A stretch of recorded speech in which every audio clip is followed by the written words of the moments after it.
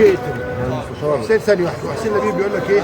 الكلام اللي قاله ده تراب وهواء وتحت جزمتي. لا انت اللي تحت الجزمه، لانك رحت 7 ايام تاكل وتشرب وتنام انت ومراتك وعيالك ومعاك المجلس اللي هو محتل النادي على حساب طرق. تمام؟ وايه وبعدين مسلط اللجان في 4 عيال مسؤولين عن اللجان بتوعهم. مسؤولين عن ايه؟ عن اللجان. خلاص بقى انا بعرف دي لجنه بايه بقى؟ كل دعم اللبيب، كل الدعم تعرف دي ايه؟ لجنه. واللي عمل القصه دي اصلا بداها الاخوان المسلمين، لجان الاخوان. فمنزل اللجان بتشتموا ليه؟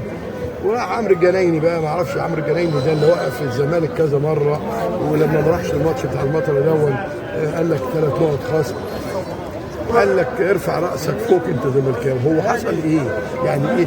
لا لما ماتش السوبر ما تعاقبش كهربا وانا قلت مش هروح الا لما اتعاقب، هو دي البطوله. ما رحتش لما رحت ولا ما رحتش؟ ما رحتش. لما قلت مش هلعب ماتش المقصه ما رحتش. لما قلت مش هلعب ماتش الاهلي بتاع المطر ما رحتش. هو عمل ايه؟ الناس بعت له